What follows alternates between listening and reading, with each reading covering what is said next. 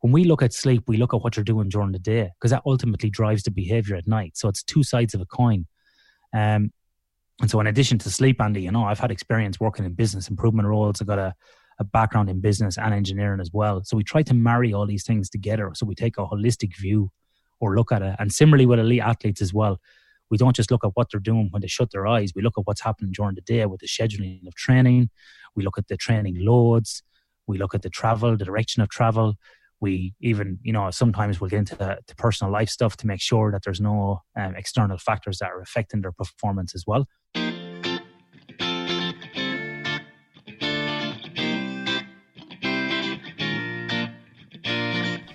Hey everyone, I'm Andy Petronic, the co-founder of the Whole Life Challenge, and welcome to episode 160 of the Breaking Ordinary podcast. This is a show about raising the bar, improving your life, transforming your health, fitness, and well-being, and shattering the status quo. My guests are people who have found the inner strength and confidence to lead from the front, to stand out, to be different, and to truly make a difference in the world of health, fitness, and well-being.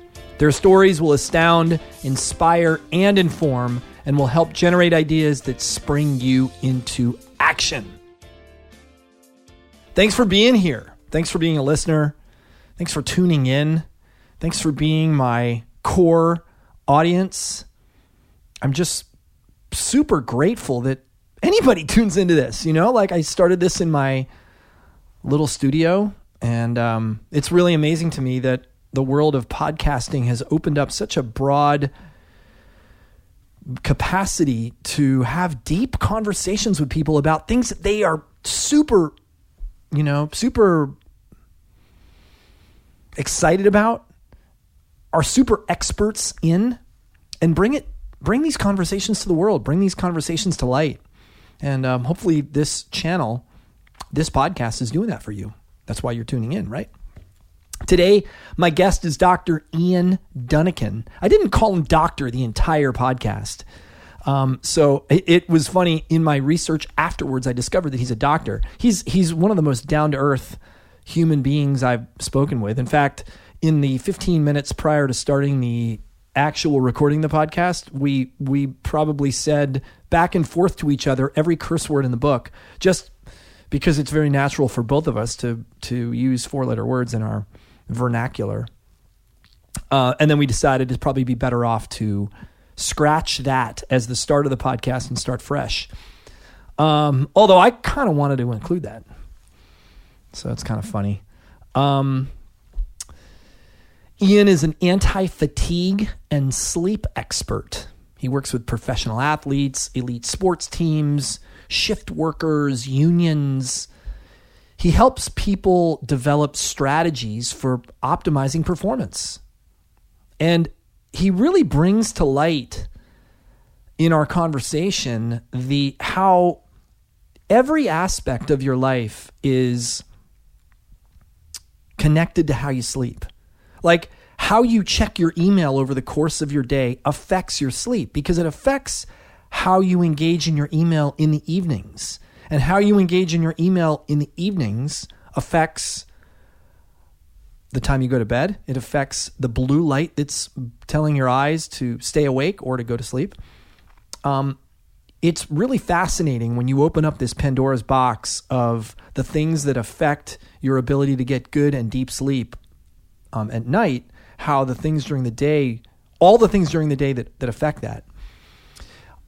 Ian has experience. I mean, he's a highly sought after expert in Australia. And by the way, don't let his Irish accent fool you. He is Irish, and he's in Australia, which is kind of funny. We talk about that in the podcast. He's also an ultra runner. He's completed, more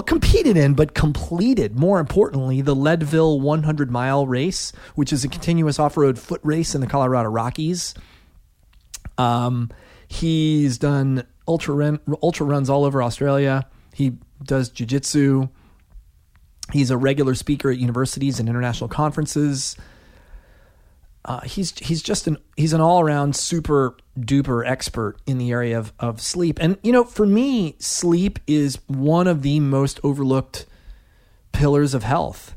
And the number of ways that we overlook are habits that contribute or detract from the quality of our sleep, it's really astounding. Ian makes some really cool suggestions about, kind of a new way of thinking about how to watch Netflix to keep you from binging. We talk about the number of sleep disorders in the world. We talk about the BMI that would indicate whether you have a higher likelihood of sleep apnea. We talk about the importance of, whoops, there's my phone going off. That was a mistake. Sorry about that, peeps. That was actually Whippet. It's my phone ringer. We talk about why phone apps don't really work for tracking sleep very well, and why watch devices or rings are much better. We talk about caffeine. We talk about using electronics. I'm just looking down. We talk about chronotypes, like what time you go to bed, what time you wake up. This will open up your mind to many ways you may have thought of before, but may have not thought of as directly influencing your sleep as they will after hearing this episode. So sit back, relax, and enjoy this. I'm going to bring Ian in a second, but I want to remind you that in 3 weeks, on January 19th, 2019, we are starting the New Year Whole Life Challenge. I will have a team. The team is called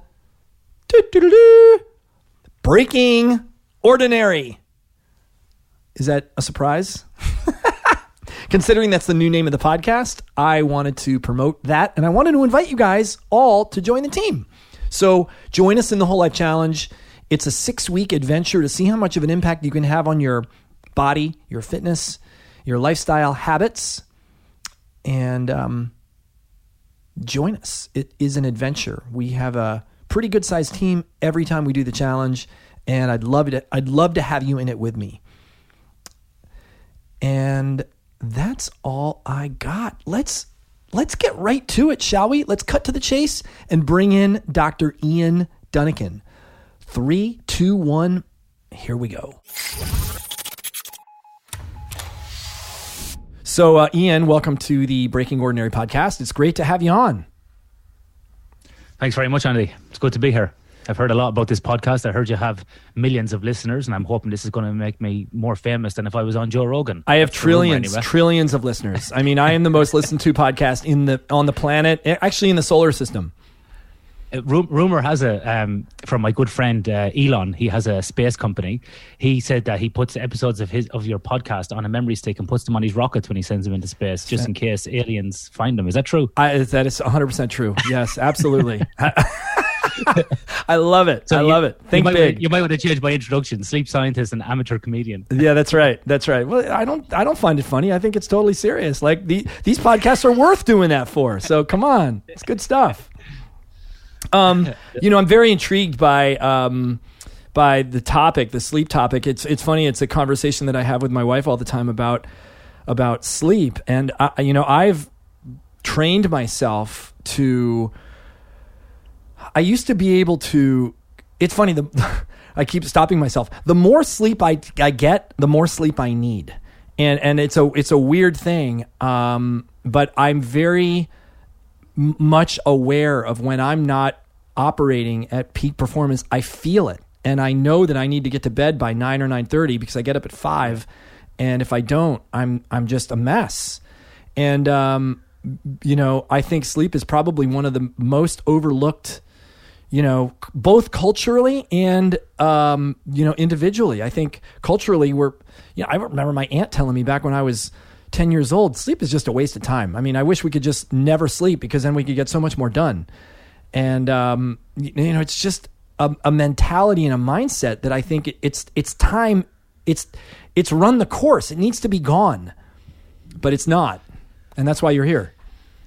Yeah, interesting, Andy, that you talk about that from a kind of a cultural and societal approach, because in about 4 weeks' time, I'm going to be, I suppose, like an expert witness type of, or expert witness, probably the right terminology, on on the government's inquiry into sleep here in Australia. So there's a national inquiry into sleep health, and sort of related aspects, and I'm going to be one of the experts on it, and I'm going to be talking about the importance of sleep and performance, and how it relates to productivity and indeed to elite athletes. So I think it's interesting you talk about this, because culturally, and I've been the same as well growing up and joining the military as well, sleep is never really valued. And I think in the last 20 years, even more so, we see a lot of leaders, whether it be politicians or business people, kind of knocking sleep to a certain degree, as if, it's just something passively that's happening, and, you can kind of train yourself to get by on less and so on. And kind of the inverse to that, which is interesting, is that while sleep in society is not being really valued, particularly over the last 20 years, I feel like it's gone down. In the last 20 years, inverse to that, we've had a massive spike in sleep research. Like, sleep research really has grown by probably tenfold or more since the 60s, when we first found out about sleep stages. And so it's really only since the late 60s, early 70s that we've really had sleep scientists and sleep researchers.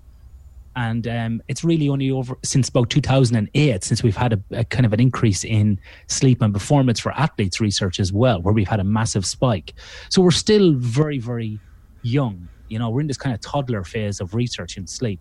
But as we grow the sleep research, we still find that it's not really having an impact on society and leaders. And that's why, we have this inquiry here in Australia about the effect of sleep on health and performance and productivity. And interesting enough, Andy, and we can speak more about this, is here in Australia, as an example, they've actually done some economic analysis on it as well, to talk about the cost of poor sleep and how it affects the economy. So even if you're a leader and you really, don't give a shit about people's sleep and how they feel or long-term health, you might want to care about the numbers, because it's affecting your bottom line at the end of the day.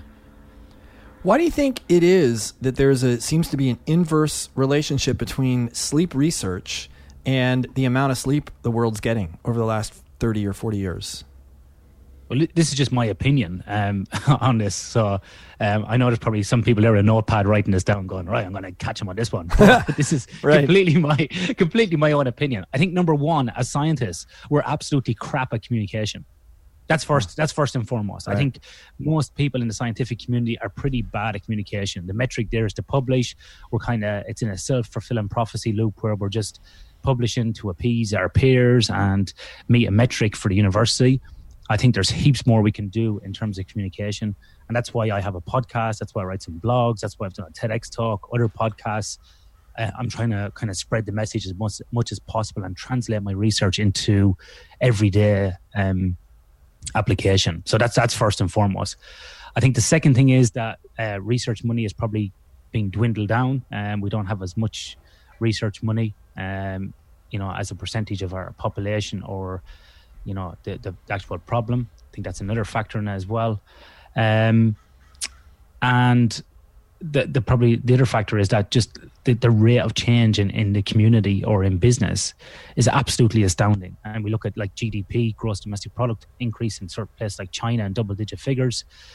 We see this kind of crazy economic boom across the world, and people kind of cry and go, oh yeah, but it's not very slow, it's pretty slow. But if you look at it from an economic point of view, like America's at 2.5% GDP, China's at 6 to 7%. That's really good, and we're growing. That's actually a high growth rate, and people kind of cry about that it's not very good, but it is quite good. We've also got an increase in population, and then we have these other societal changes, such as different presidents of the world getting by on less than 4 hours sleep, which obviously don't make good decisions. Other leaders as well, and it's sort of, it's been kind of popularized as, sleep is this passive thing, and it doesn't really matter. So I think it's multifactorial. They're just a couple of things that I see, and then we've got more and more 24/7 shift work, more and more emphasis on outputs, productivity, and go. And that's a problem too. I mean, do you think some of it is that we just can't keep up with the rate of speed of change of the world? Like, it's just in spite of knowing that we need sleep, we just can't seem to keep it all together and force ourselves to get to bed, and we're enticed by companies like Netflix and HBO to watch these shows that keep us, that was really one of the reasons why I suddenly started getting more sleep, is I stopped watching those shows. Yeah, like Netflix, like for example, is brilliant in the terms of like you can just log on and watch 2 or 3 episodes of your favorite show and turn it off if you're disciplined. But then the other problem is, and I've succumbed to this, one more episode. We got so bad with one show, we used to have to watch it from the middle of an episode to the middle of the next, because if we finished on a cliffhanger, we would start the next episode. That's a good idea. That's a great idea. Stop. Yeah, we just had to stop it, right? So we just go from like 30 minutes to 30 minutes of a show. But I think that's part of it too. You can kind of get caught up in this. But the other thing, Andy, as well, is if you look at, like, say, a classical family in sort of Western society today compared to the 60s, a lot of times only one parent was working. Now, 2 parents have to work to keep things afloat, to afford a house, to afford a car, to send their kids to university. So I think, like, society has changed in that respect, that it's very hard for one parent to stay at home. Nearly in all households, particularly here in Australia, and even in Ireland, in a middle-class family, the 2 parents need to be at work. But also, as well, people's expectations have changed. I meet so many people that, both the husband and the wife want to be CEOs. They want to climb the corporate ladder. They want to have 2 kids. They want to run a marathon. They want to live in a cool suburb. They want to go out on Friday night. They want to train triathlon on a Saturday morning. They're trying to do everything. They want it all. It's just, they want it all. There's too much expectation. Yeah, they want it all. There's no give. Plus, they want to do a master's in economics or a master's in business during the week. Right. There's it's just constant. And when you meet with some of these people and you talk about opportunity for sleep, some people are allowing 6 to 8 hours just between activities, never mind even just for sleep. Well, how did you get interested in sleep? What were your experiences? Have your life experiences that got you intrigued in this area of study? Well, I suppose, like every teenager, I was interested in sleep. I would love to sleep when I was a teenager. I was going to school, I was working a part-time job, and I was playing for a couple of different rugby teams. So time was pretty limited. So, anytime I could maximize sleep, I would. And my dad would often come in on a Sunday afternoon at 2:00 and get out of bed, you're too lazy. But I was like, I would use a Sunday to basically, catch up or sleep bank for the week coming up. Then when I joined the military, obviously, as every infantry soldier knows, you don't get much sleep, or it's very disrupted or fragmented. Yep. So, that was another kind of a personal experience. And then working in health and safety for a number of years in mining, it's related to sort of fitness for work and the health of and safety of people as well. But it was by pure accident that I got into sleep, because it was a problem within the business around fatigue management and productivity. And it was by pure accident that I first kind of delved into it. I always had a keen interest in human performance. I always worked in that area and had, some input into it. Well, because you've also been quite an athlete yourself. I mean, you've done Leadville, right? That was one of your races. You're quite an endurance athlete. Yeah. So I've ran the Leadville 100 miler in the Colorado Rockies, which is a 100-mile race at altitude. I've ran it twice. Dropped out with sort of 88 miles the first year, and then came back the following next year and redeemed myself and finished it. I've had experience of like running for 27 hours 42 minutes and 14 seconds, because I remember every one of them. Exactly. So I've had experience doing that. I also do jiu-jitsu, and now I'm training for long distance open water swimming at the moment. So I still kind of have those inputs and sort of challenges in my own life. Through those as well, looking at optimization of sleep for recovery and performance, and obviously getting older, you place more emphasis on those recovery aspects to perform better as well. Quite intermixed, I suppose, my experience around that. And then sort of in my sleep world or sleep career, predominantly cut my teeth on this in sort of industry and mining, and really got up to speed and became a global advisor for a mining company doing that sort of human performance fatigue management work. And then, there was some changes in that company, and sort of I wasn't too happy to go back into a different role or general health and safety. So I decided to pull the plug and go back and do my PhD, looking at sleep and performance with elite athletes. So I worked with the sort of Olympic institution here, the Australian Institute of Sport, and I worked with a number of professional sports teams. What what are some of the things that you have found? Other than, hey, we need more sleep. I don't think there's anybody in the world that you would, if you talk to people right off the street, hey, do you think you need more sleep? Yes. Do you think you need more sleep? Should you get more sleep? Yes. Everybody knows they need more sleep, but they're not doing it. So what are some of the things that you have learned that have fueled the fire and have helped you go back to work and get more people to engage in this area? I think if you look at it from two different portions, let's talk about, actually, let's break it into three parts, Andy. If we look at individuals, just people in the general community, I've realized that some general sleep hygiene principles are really effective with individuals, such as, like you said, not watching Netflix, exposure to electronic devices, making time for sleep, making a to-do list the day before, low lighting an hour before bed, elimination of caffeine after 2:00 in the afternoon, reduction of alcohol.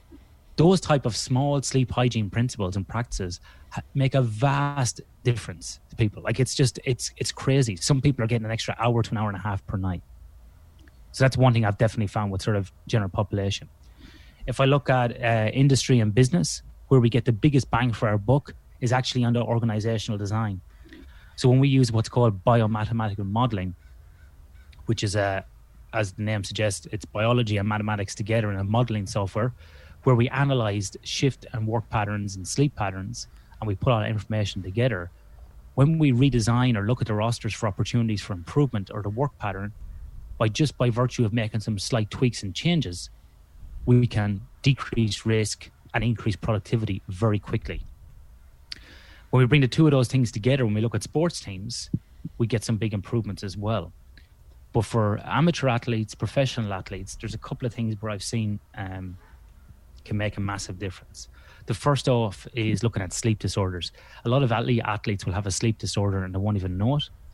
And it could be related to the sport, or it could be related to the sort of anthropometric physiology characteristics of that person, such as like a rugby player or like an NFL player. But if we identify sleep disorders and we can then treat those sleep disorders, we can increase sleep dramatically as well. How do you know if you have a sleep disorder? Good question. So according to the American Academy of Sleep Medicine, there's over 80 sleep over disorders. 80 sleep disorders? Yeah. Wow. Yeah. Ranging from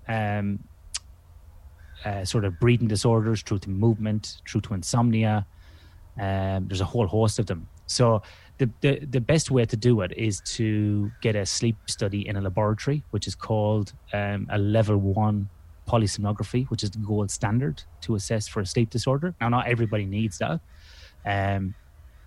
but you would definitely, that would be the gold standard of how to assess for a sleep disorder. But have you done that before? I'm sure you have. Of course you have. Yep. We just had a paper published in the Journal of Sports Sciences where we had 25 elite rugby players go through this, first time ever done in the world, where we had elite athletes go through level 1 polysomnography. Wow. We found that 24% of them had obstructive sleep apnea, which is higher than the general population, and we found that 12% of them had periodic leg movement disorder. So obstructive sleep apnea is a partial or a complete cessation of breathing throughout the night, which then leads to an arousal in the brain, which causes the person to wake up. So basically, they're not getting any oxygen. Their oxygen's desaturating. Typically, you hear that with people that are overweight, that have the size of BMI. The way I relate to it is something in their throat and their neck and their fat or whatever, their size causes that to happen. Their tongue obstructs their airway or whatever. But I've never really heard of that in fit, healthy, athletic people. Yeah, so generally with a BMI over 32, that's associated with sleep-related breathing disorders. But it can affect skinny people. It can affect people with low body fat. It can affect anybody. It doesn't discriminate. There's other risk factors there, such as the size of the jawbone and the mandible. It can be related to sleeping position as well. It can be related to alcohol consumption. All of those different things. Obviously, we did it with rugby players. They're quite big guys. Body fat's probably anywhere from 10 to 20%. So it's not massive body fat. But yeah, like we found higher rates there, but we also found a periodic like movement disorder, which is a movement of the legs overnight. And that's generally related to low magnesium and low iron levels. So we had like 1 in 3 basically having a sleep disorder, which is quite high. Yeah, right. Today's episode is brought to you by the Happier Mind Journal. Now, I've got to tell you something. I have established a journaling practice that is pretty ingrained now. I journal every single day for usually somewhere between 10 and 15 minutes. It wasn't always that way. Back when I first decided to start journaling, I would journal maybe for 5 minutes. And I used a very specific format. The Happier Mind Journal gives you that format. So it takes a lot of the guesswork, a lot of the potential for randomness out of your journaling experience and gives you things to write about. It takes all that guesswork out. It also has you draw upon your 5 senses when you're writing each day. So it helps you access your feelings and your thoughts and your emotions. It has you consider your goals and consider your greatest accomplishments and your attitude. It's a really awesome way to get started with a journaling practice. It's even an awesome way to continue a journaling practice if you've already got one. So if you want to check it out, go to happiermindjournal.com and you'll get a 20% discount by using the code WLC20 at checkout. So check it out, buy one, and you'll be super happy that you did. Let's get back to the show. Can you determine those things using, one of these sleep apps, like wearing your Apple Watch or like an Oura Ring or something else? So that's a good question on those things, Andy. So generally the sleep apps on the phone for measuring sleep, I wouldn't recommend them. You go in and do a full night in a laboratory, PSG all wired up. There's no way a 99-cent app is going to do anywhere near that. Right. No, of course not. Of course not. So it's, the sleep cycle apps and all those things are basically crap. I wouldn't even bother with them because how is the phone differentiating between you and your partner, you and the dog, whatever it is in the room? It can't. It's also telling you that you're sleeping deep when you're not moving, right? That's really the theory, is the less you move, the deeper your sleep is. Not necessarily. That's a very crude way of looking at it. But isn't that what those apps are doing? Isn't that what they're... Because what else are they measuring? How are they detecting movement? I don't know. I would assume it's got some sort of a, like a detector in it that if it feels you vibrate, then it says, oh, you must not be sleeping well or something. But again, how does it differentiate if you leave it on the bed or the bedside locker? How does it differentiate between you and your partner or a dog jumping on top of you? Yeah, it's a good question. So they're just absolutely crap. Is my point. Right. I wouldn't even bother with them. So you're really wasting your time with those sleep apps, and I think they just cause more angst and frustration. Right. Than anything else. Now the watches. I'm not too sure about the Oura Ring, but I know a guy recently has validated or looked at the Oura Ring in conjunction with polysomnography, and I think it does pretty well. A lot of the actigraphy devices or wrist-worn activity devices are pretty decent. So I validated one called the Ready Band. Oh yeah. Yep, I've heard of the Ready Band. Vancouver. Sorry, it's out of Vancouver with Fatigue Science, being used by Vancouver Canucks, Seattle Seahawks, Chicago Cubs, just to name a few. They're similar to the Whoop band, right? I mean, it's a similar concept. It's probably more akin to the Fitbit, where it measures sleep and wake patterns, shows you the time and so on. So those type of devices would be good for getting longitudinal measures of sleep and wake patterns. They can be helpful with insomnia, circadian rhythm disorders, or jet lag. Mm-hmm. But again, really, if you're trying to figure out if you have a sleep disorder, you probably need a few different ways. So you can do online assessments with questionnaires. I actually have through the Power Speed Endurance Network with Brian McKenzie and those guys, I'm an associate consultant there. We have an online system there where you can get flagged for the prevalence of sleep disorders through a questionnaire there. Wow, and then that's get cool. a consultation. Get a consultation, then kind of get directed down the right path. And I do that with elite athletes here as well in Australia. So that's one way of doing it. And then we also look at some other data as well, such as from a Fitbit or other wrist-worn devices before we go to the laboratory. So we try to pre-screen people and make improvements. Because a lot of people go, oh, I've got a sleep disorder. But we start making some changes to the sleep environment. We look at caffeine consumption and timing, and we get some massive improvements. Because what we've done as well, Andy, is we've, in some of my research, is we've looked at the timing of caffeine. And so we found this relationship between the amount of caffeine at the time that caffeine is consumed, and particularly late in the evening. We found that when athletes consume caffeine within an hour or two of exercise, sort of after 5 p.m., it really affects the sleep. And athletes aren't falling asleep till 2:30 in the morning. The reason being is that caffeine, when you consume it, takes anywhere from 30 minutes to 60 minutes to peak in the system, but then it's got a half-life of about 4 hours. So when you consume a cup of coffee, for example, it's going to take at least 5 hours for that to kind of dissipate from your system and not affect your sleep. So if you're going to the gym after work and you're taking a pre-workout drink at 6 and you head into the gym, that pre-workout's going to be in your system and keep you amped up till 11 or 12 at night. In addition to the elevated heart rate that the workout's going to induce by itself. Exactly. Yeah. Yeah. So all those other factors. So if you let's say, if you do that and then you go home from the gym at say 8 or 9 o'clock, have something to eat, maybe have a couple of glasses of wine, you're just completely throwing yourself out. Like you said, there's that elevated heart rate, there's the caffeine, there's the alcohol as a depressant, there's the food, all those things. You're probably not going to fall asleep till 1 o'clock in the morning. How does, I mean, boy, you just mentioned so many things in one fell swoop. So you've got caffeine, you've got food, you've got alcohol. They all have effects on your body's, they require energy from your body to actually process and metabolize. And how do those play a role? How does food play a role? Like, is there a rule that you shouldn't eat within a couple hours before bed?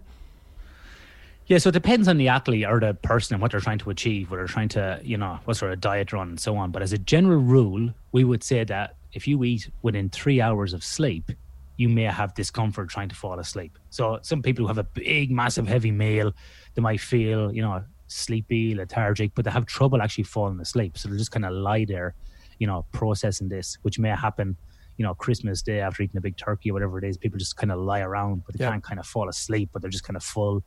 So this may happen. So 3 hours before sleep, eating is not a good thing. And similarly as well with alcohol. If you're kind of consuming alcohol within an hour of bed, you're going to have disruption to your sleep, because a lot of people would probably listen to this and go, well, if I have a couple of glasses of wine, I actually fall asleep quicker. Yes, right. Yes, you will fall asleep. And this is what happens is people are so amped up on caffeine on one side. And so they use that as a kind of an accelerator or an upper. And then they're using alcohol as a kind of a suppressant or a downer to fall asleep. But the problem is you'll fall asleep. But about 2 to 3 hours into your sleep, you're going to have lots of fragmentation of your sleep, because your body's dehydrating from the alcohol. It causes many multiple arousals, fractures your sleep, leads to less sleep quality, and makes you feel tired the next morning when you wake up. And this is a kind of a cycle that a lot of people get themselves into.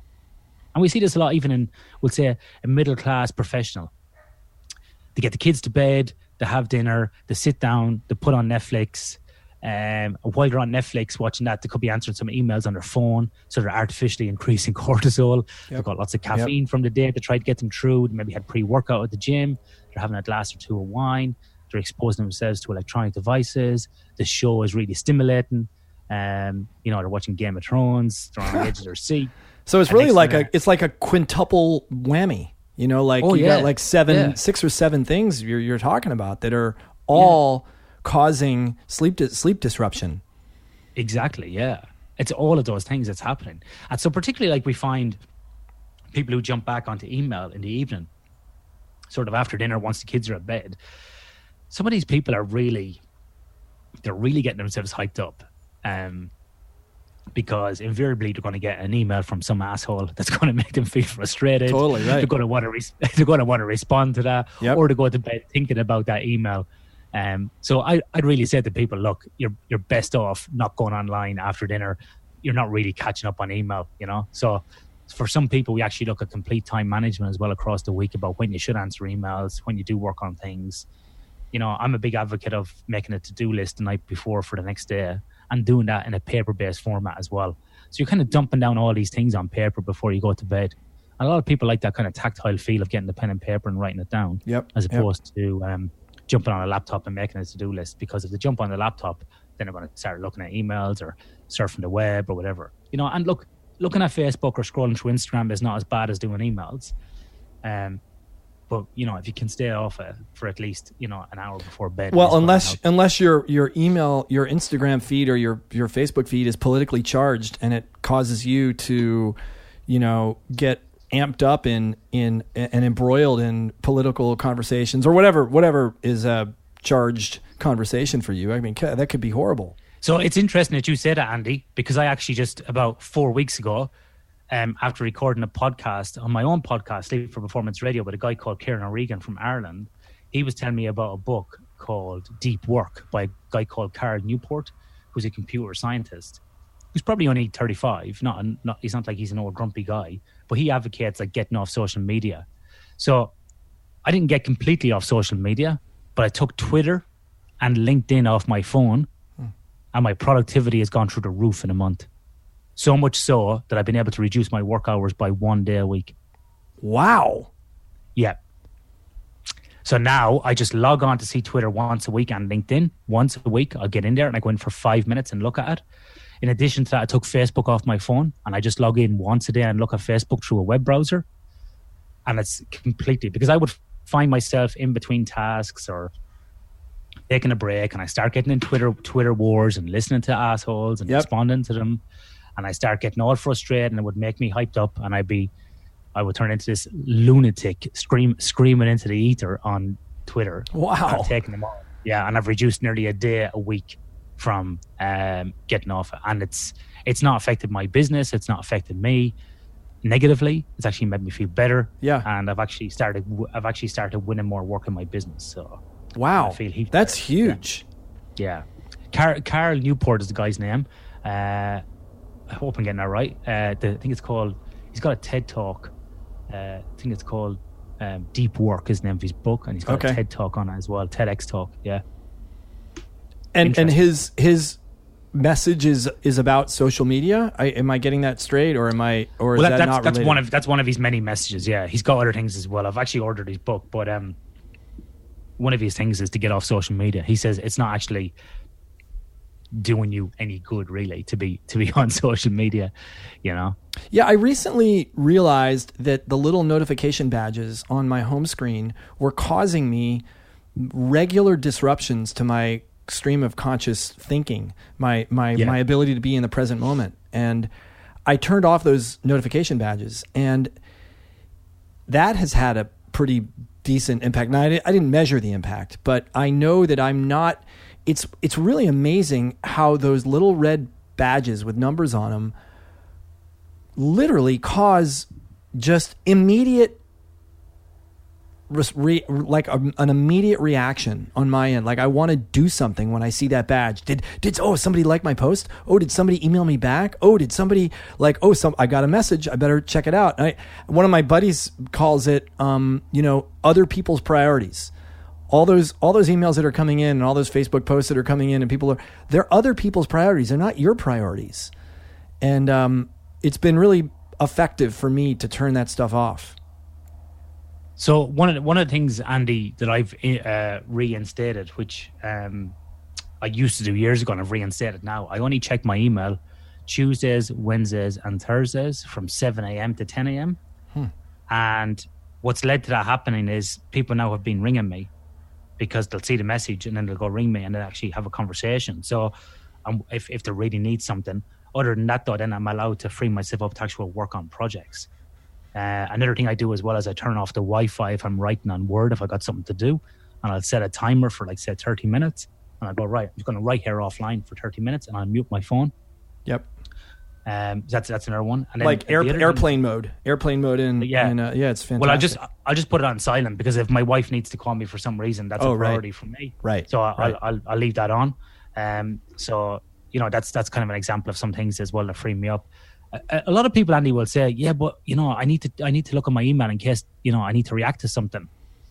Particularly in the professional bracket, I see a lot of people in leadership positions kind of determining each day by the email inbox every morning, and that's kind of driving their day.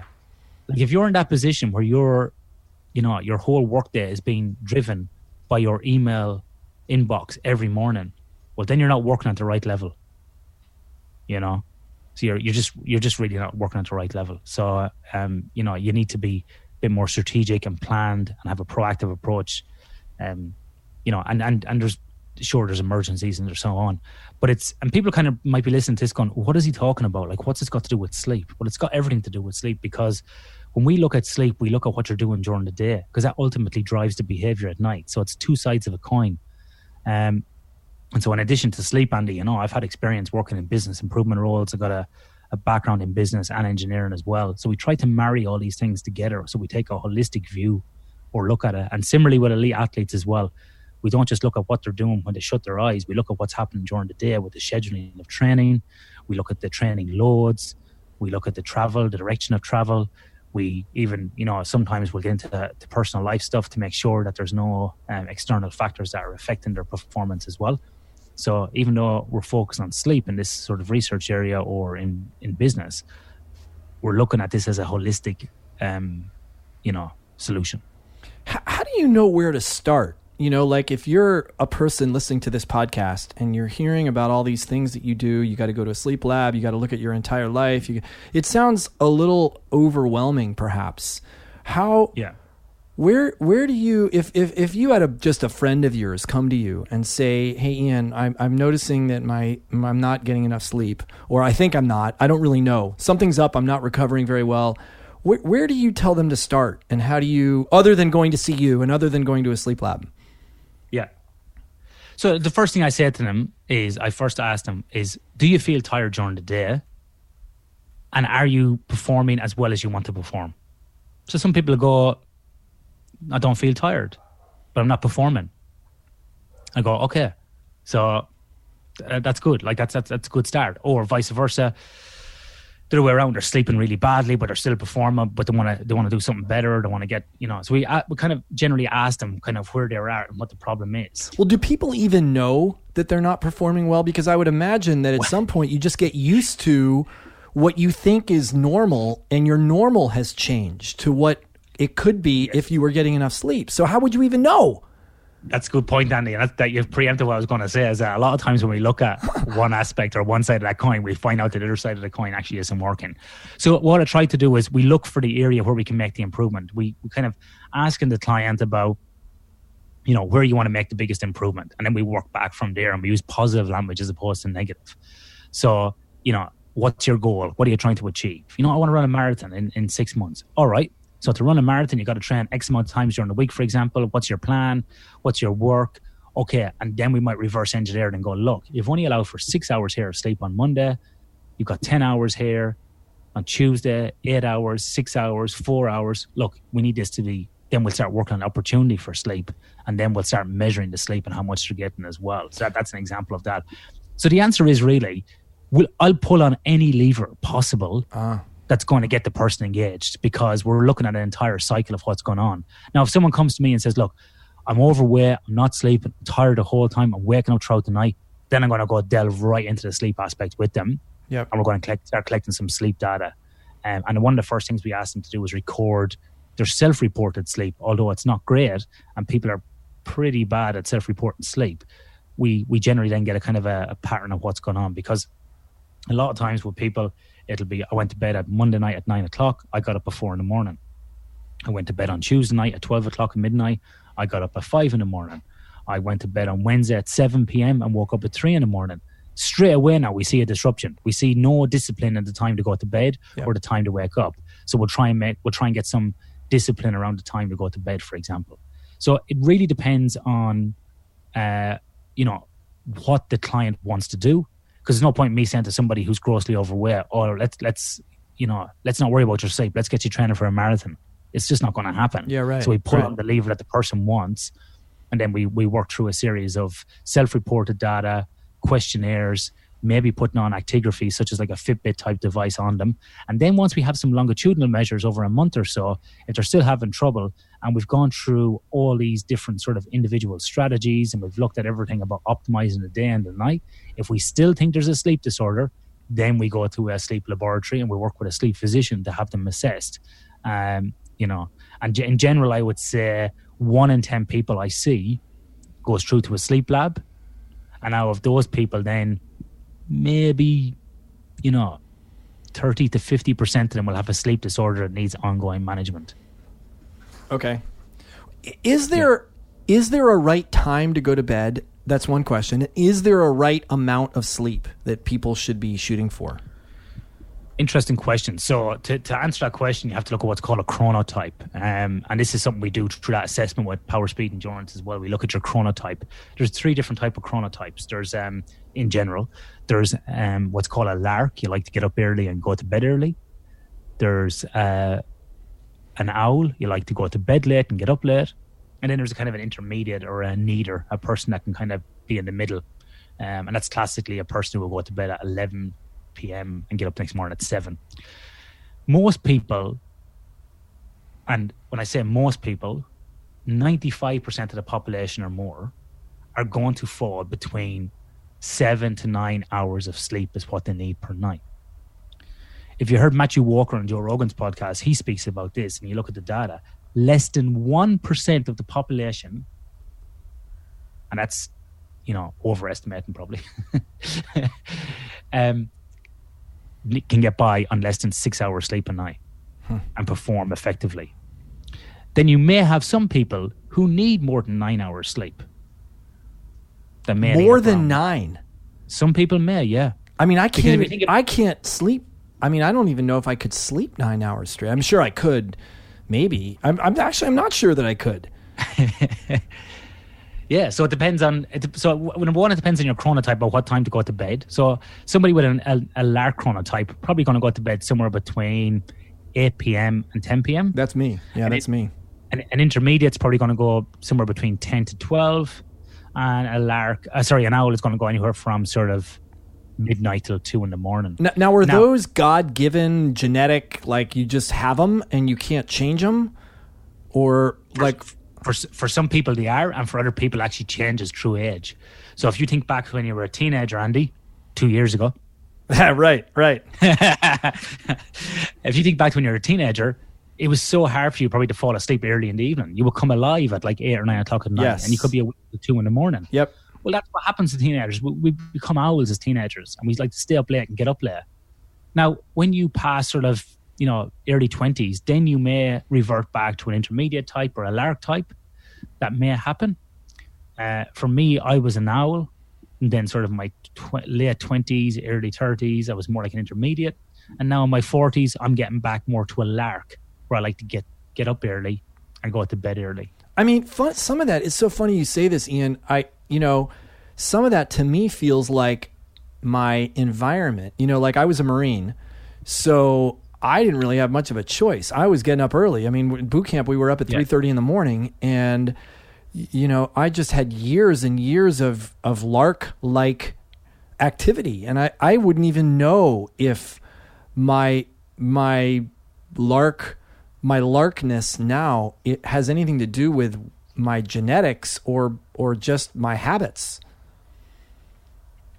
It may be like sort of imposition of your environment. Interesting enough, there was a study came out, I think about 2 years ago, in a recruit platoon. And I believe the study was done in America, where they had one recruit platoon wake up at, I think, 6:30 in the morning, and the other recruit platoon wake up at 4:30 in the morning. And the ones that woke up, because the average age was like 19, the ones that woke up at 6:30 in the morning, and I could be getting these times wrong, but it was roughly something like that. Yep. The ones that woke up later had better success rate throughout. So better retention rates, better running times, better sort of compliance, all these different metrics across the board relative to their baseline measures when they came in. So those recruits that had, more sleep basically performed better. And that's no surprise when you talk about, lark type chronotypes. Well, that's why you have to go to bed so early. If you're a lark and you're getting up at 4 or 5 in the morning, you got to get to bed by 9 o'clock. Exactly, yeah. But the problem is, Andy, is that many people are trying to do both. Oh, I get up at 4:30 and I get up at 4:30 and I hit the gym. Well, Jocko's pride and joy is his 4:30 a.m. alarm clock picture every day. Who knows I don't know what time he goes to bed.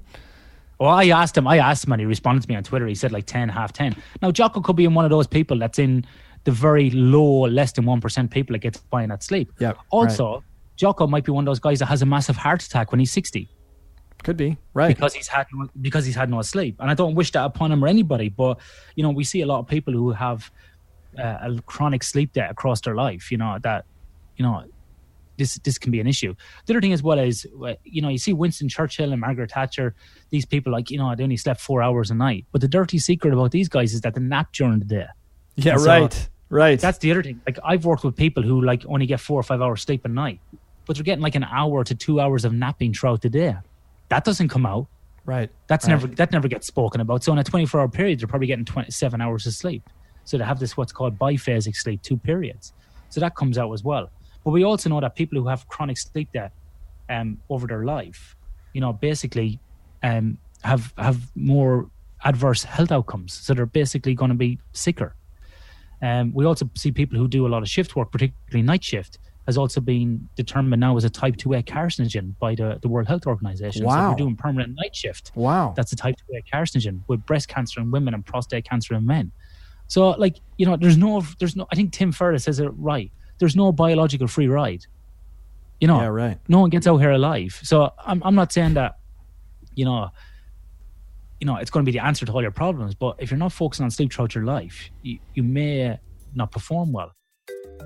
You've heard me say it before, and I'm going to say it again. The Breaking Ordinary podcast lives and breathes based on your willingness to share it. If you're getting something out of this particular episode, share it on Facebook, share it on Instagram, share it on Twitter. If you would prefer not to do it on social media, just send it to a friend. Send it to your mom. Send it to your wife or your girlfriend or your husband. If they get something out of it and it inspires them to take an action in their life that they wouldn't have otherwise, you are doing the work.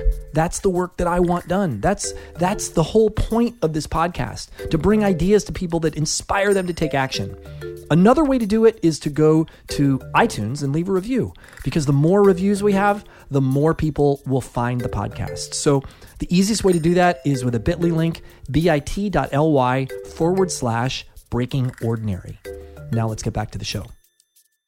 So if you work a night shift, can you not actually turn your circadian rhythm around and, you know, through artificial means, make your room super dark and all that stuff? And can you not make yourself effective backwards? No. Wow. Unless you live in a cave and we can control the light and dark cycle. So the answer to that is no. There is some adaptation to people working night shift. People will have some adaptation, but you are completely desynchronizing your endocrinology system. So what happens is basically, and I think I talk a little bit about this in a TEDx talk as well, is in your brain and the base of the hypothalamus, there's what's called the SCN, the suprachiasmatic nuclei, which is basically like for want of a better word, a master timing clock in the head, right? So that operates on a circadian rhythm, which most people would have heard of, circa meaning about, dia meaning a day, about 24 hours. This gets synchronized through natural light that comes in through the eyeball, sends a signal there, then sends signals to release cortisol, melatonin, whatever it may be. So during the day, you have a high body temperature during natural light hours. You've got a high body temperature, cortisol increases throughout the day or is released throughout the day. At nighttime, in the absence of light, melatonin is released or secreted. If you're trying to sleep during the day when that's happening, you're completely going against the grain. Now, the SCN, the master body clock, also sends signals to peripheral systems in the body. So your heart, your lungs, all these things are on these kind of miniature clocks. So they're all kind of linking into this master clock, the SCN. This is what jet lag is really, Andy. When you fly, let's say, from the US to Australia and you fly east or west, you're going to have circadian disruption. Flying east is going to be worse. So the SCN is off because you're getting light at a different time than when you should be. Right. That then makes you feel kind of, you know, getting a bloated stomach. You're hungry at all times.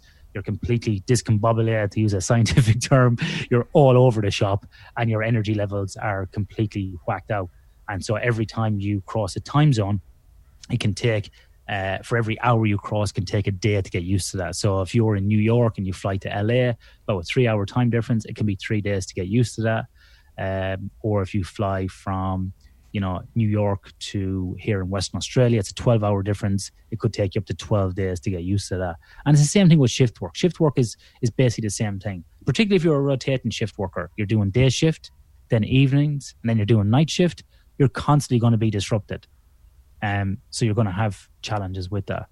Now, permanent night shift is the worst thing. People who work permanent nights, you cannot completely switch your body clock. You can never get used to it. We are diurnal animals. We are meant to be awake during the day and asleep at night. You can never flip your body to become, you know, a night person. It's just, it's not possible. Wow. Is there anything you can eat that would make that, like, does your diet affect that? I know it does from what we've already talked about, but does it enhance?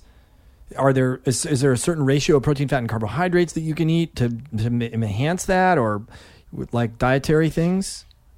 this is kind of outside my wheelhouse because I don't really kind of delve into the diet nutrition stuff too much. But I will refer people to a podcast which I recorded with Professor Siobhan Banks recently on my Sleep for Performance radio. Okay. We speak about nutritional strategies for shift workers.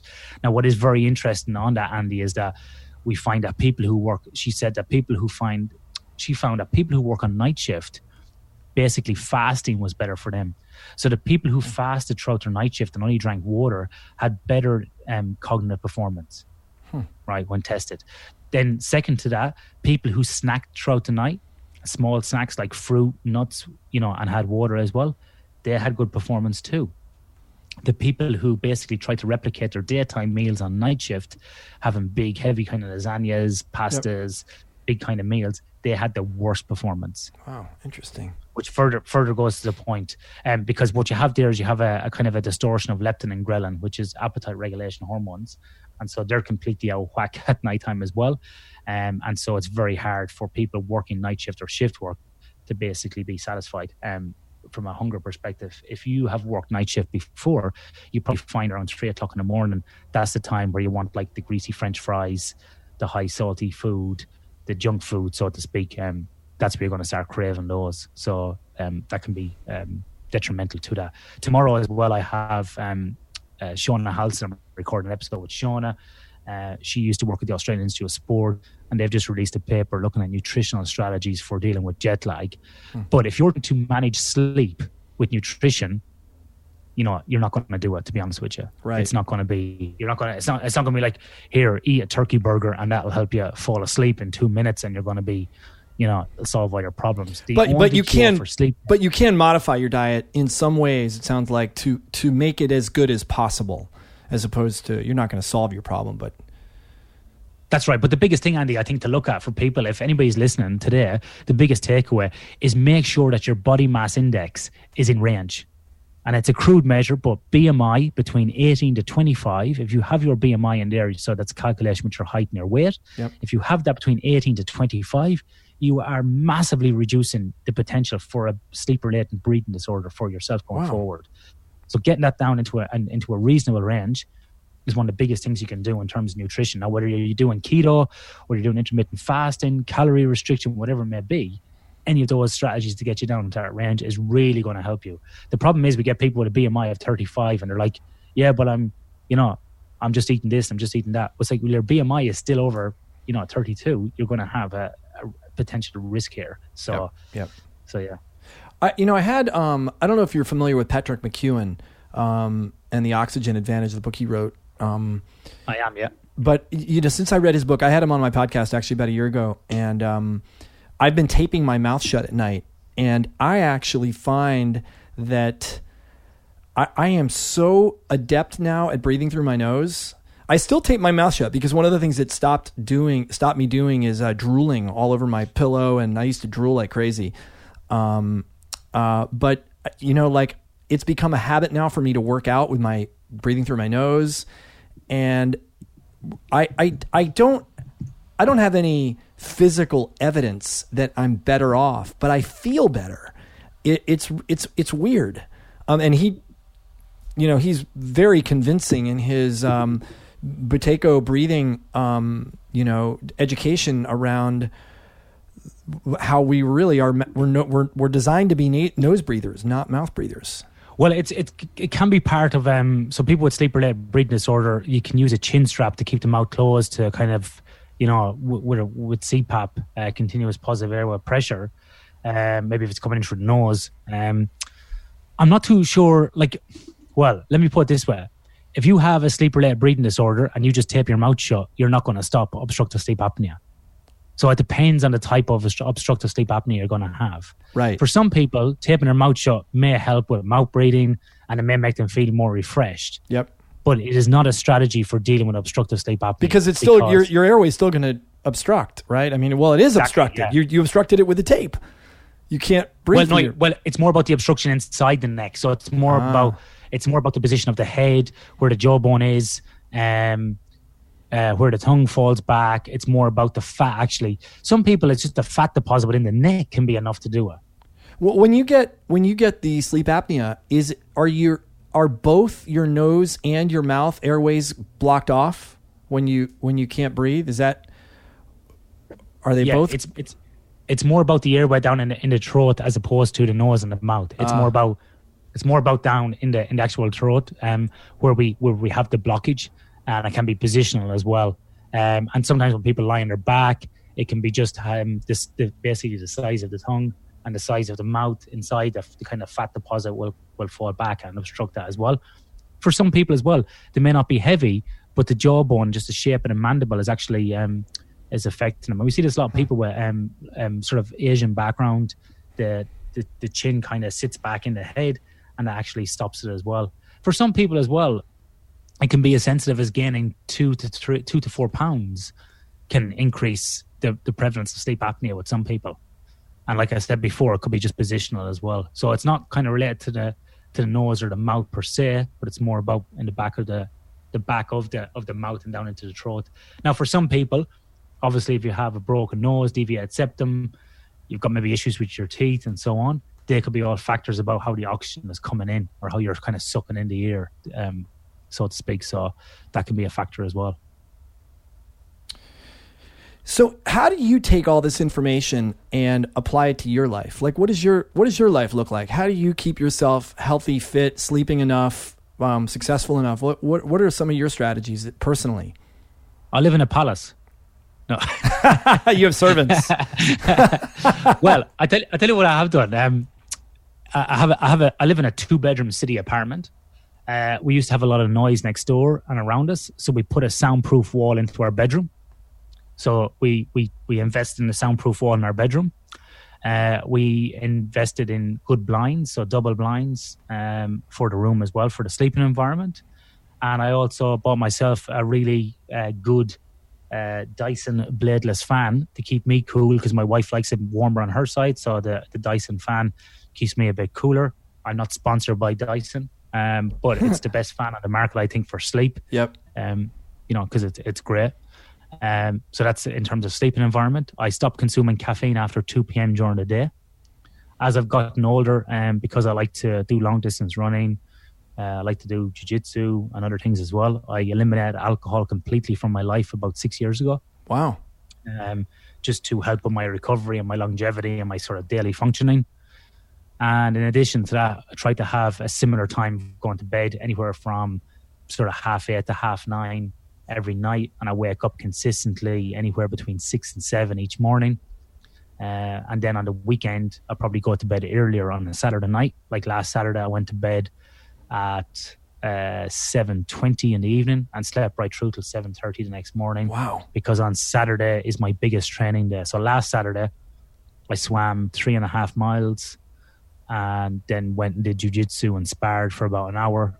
Then went and did some Christmas shopping, ate some food. And that's a big day. Holy cow. Yeah, Saturdays are a big day for me, so I'm kind of cooked. And then I sleep anywhere from 10 to 12 hours on Saturday night. And then I use Sunday as a kind of an active recovery day. It's generally comprised of doing some cleaning around the apartment, catching up on some fights I might have missed by the UFC or if they're on, and then maybe going for a walk with my wife as well. It's sort of a active recovery type exercise. How many days a week do you work out? 6 days a week, probably. I use active recovery. I exercise anywhere from minimum of 12 hours a week through to 16 hours a week. At the moment, I have a combination of swimming, jiu-jitsu and yoga, and with one metabolic kind of conditioning session with kettlebells once a week thrown in there as well. So generally 2 a day most days. So I find that really helps me in terms of, I'm tired at night, so it helps me to sleep. And it also helps my focus and my cognition during the day as well. So I feel more kind of alert and onto it when I'm, after exercise. So, do you do it in the morning? Yeah. Like, do you have one session in the morning and then one in the evening or in the late afternoon? Or how do you break up your hours when you do 2 a days? So I even though I'm probably more of a morning person these days, I don't like to exercise in the morning. And that's probably just from... I have the luxury of working for myself and doing whatever I want, really, which is great. So I will generally exercise in the morning around 9:30, because in the morning, first thing 6 or 7 a.m., I'm just too stiff and sore from multiple injuries. I've had issues this year with herniated discs, bulging discs, still got reduced feeling in one arm. I've had multiple rib fractures throughout my life as well, so I'm pretty stiff and sore in the morning. So I'll do something about 9:30 in the morning. Like this morning, I'm going to swim probably about 3 kilometers. So that'll happen today.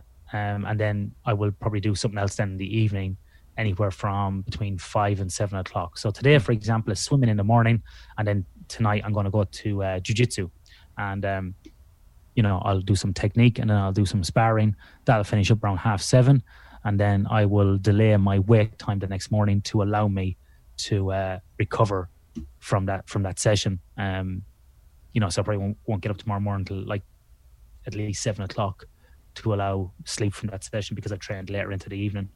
Another day might be yesterday was kettlebells in the morning, and then followed by yoga at lunchtime, and that was that for yesterday. So yeah. Can you hear me now? Yep. Oh, great. What do you consider to be the most important things you do each day to maximize your health and well-being? Like, is it your attentiveness to sleep? What would you attribute? What would you say? That's a good question. I don't know if it's one thing. I don't know if there's one thing I could hang my hat on. If I had to hang my hat on one thing, it would be consistency of sleep, consistency of time to bed, consistency of wake time. But for me, Andy, some of the things I mentioned earlier on, it's more of a holistic solution to my sleep. Yep. What I do during the day, how I set up my environment, how I can consume caffeine or other things. I'm looking at this in a balance, like an equation, inputs and outputs, to try and get the right balance. Now, right. in saying that, it's not perfect. There's days I wake up, I'm tired, and you've listed out some of the crazy stuff I do. My BMI is in normal range. My body fat is probably about 15%. I'm a 40-year-old male. I have sleep apnea. Huh. So I have mild obstructive sleep apnea. Now, that is exacerbated when I gain weight. So I'm probably sitting at about 77, 78 kilos at the moment, 170, 172 pounds.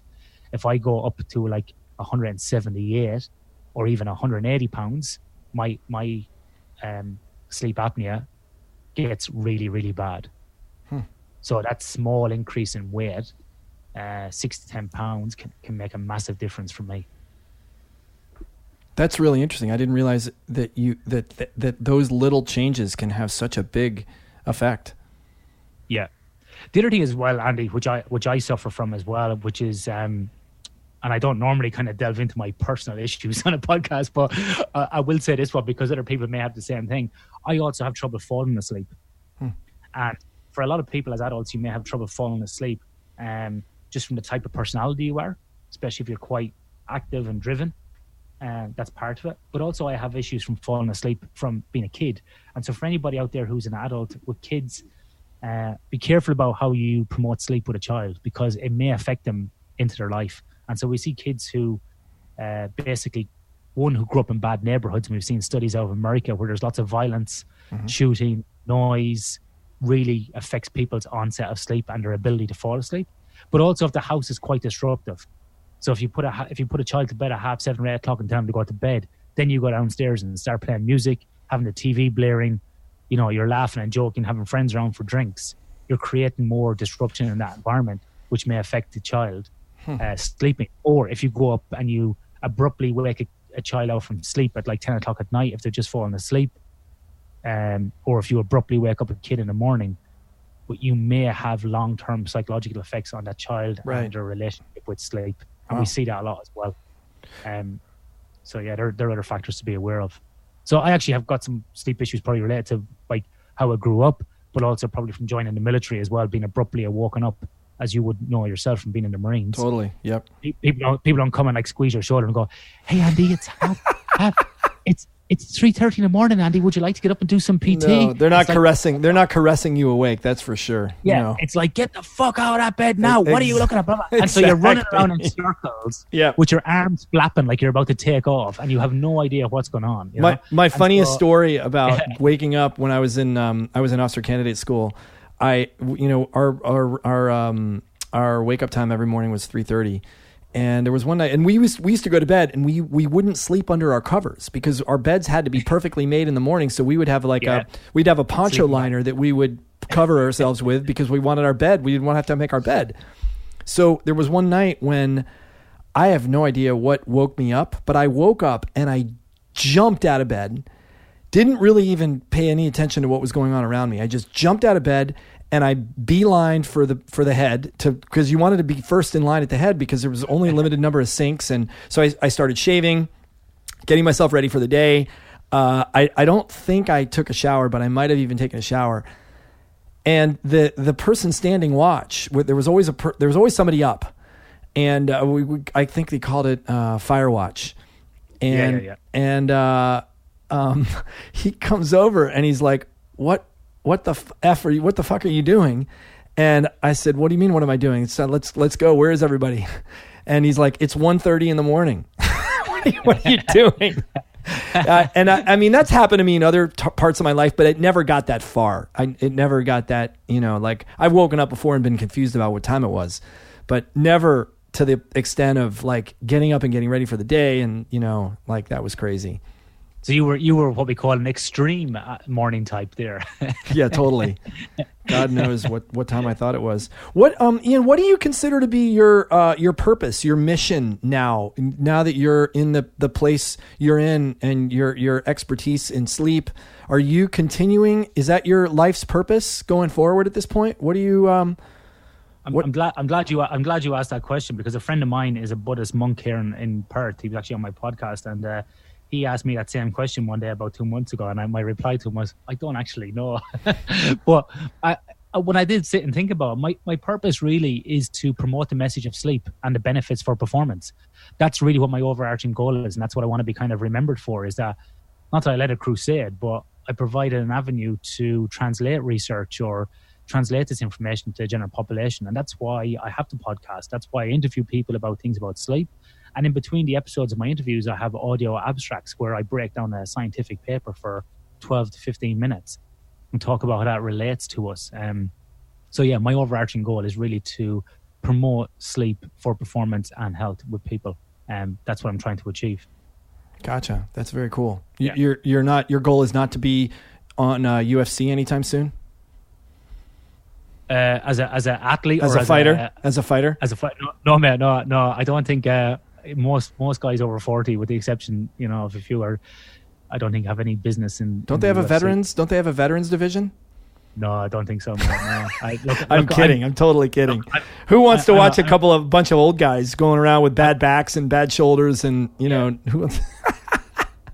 I'm a brown belt. I'm a brown belt in jiu-jitsu, but I'm still getting absolutely my ass handed to me by big, strong white belts. So I have no business, being in there only to serve my own ego. Actually, it's funny because about 9-10 months ago, before I had these disc issues in my back, well, I probably had them, but they were just ready to explode. Yep. I went back training MMA with some guys, and they're all like 24, 25, 26.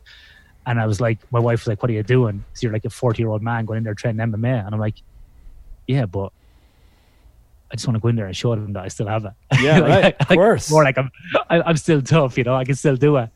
And then lo and behold, a few weeks later, my discs clearly came out through my fucking head. And God. So man. I was lying in a hospital bed with a collar. So wow. That ended that dream of trying to be tough. So yeah, there'll be no Veterans League for me, Andy.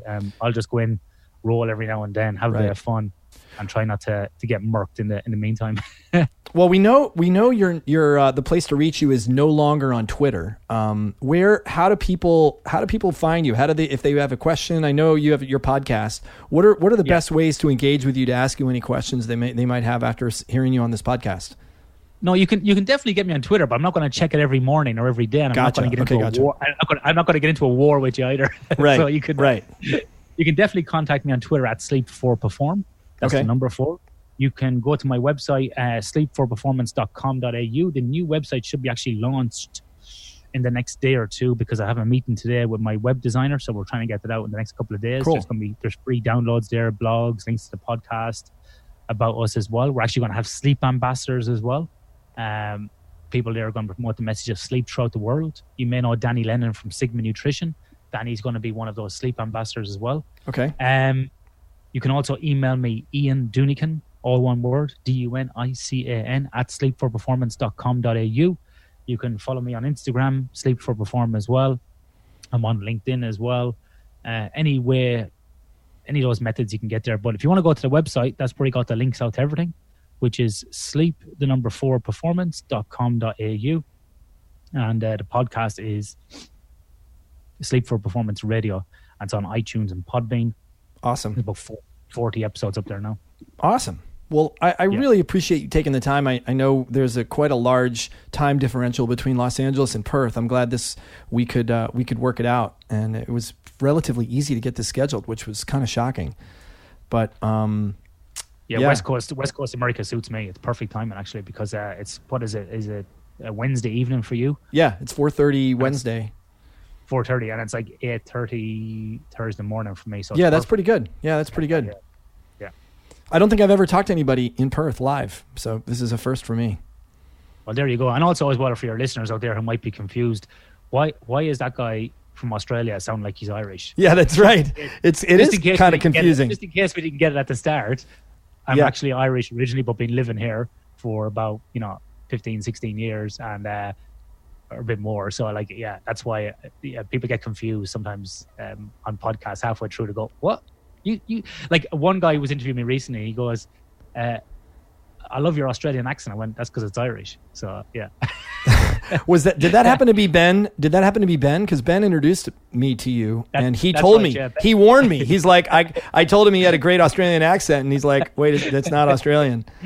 Yeah, that was Ben. And also as well, it's funny if I do business calls with some people, because they start off and they're like, "Hello, Ian," and I'm like, "Yep." And we're talking away, and then about 5 minutes into the call, they go, "Is this Ian from Australia?" And I'll go, "Yeah." "Oh, because I don't know if it's the audio or what's going on, but you sound like you're Irish." And I go, "Because I am Irish." So, that is really funny. Yeah, it gets really confusing. And I've also actually been standing at the conveyor belt at a little airport called El Labrador in Canada. When I was working for a mining company, and somebody was supposed to pick me up. And so this lady comes up to me and she goes, "Hi, did you get off the plane from Montreal?" I went, "Yeah, I did. It just landed about 10 minutes ago. I'm just waiting for my bags to come out." And she goes, "Okay." And she walked away. So then it was just left. Everybody had gone. It was just her and it was just me. And we were standing there. And she goes, "Are you waiting for somebody?" I said, "Yeah, I'm getting picked up by somebody from this company." And I said the name of the company. She goes, "Oh, that's me. I'm XYZ to pick you up." And I went, "Oh, but you came up and spoke to me. Why didn't you tell me?" She goes, "When I heard the Irish accent, I was listening out for somebody from Australia." So, yeah, completely off mark again. So, yeah, right. So weird. Happens a lot. It's very funny. Well, thanks again, Ian, and I appreciate it. I will we'll be in touch, and I'm very grateful for you taking the time to be on this podcast, and for you to be doing what you do, and being this evangelist for better sleep and better sleep habits. I think it's one of the lost 4 pillars of health, and the more people talking about this and getting people to make changes in their lives, the better. Yeah, no problem. All right, thanks very much, Andy. I really appreciate the opportunity coming on, and sleep well, and we'll talk soon. Sounds good. Take care.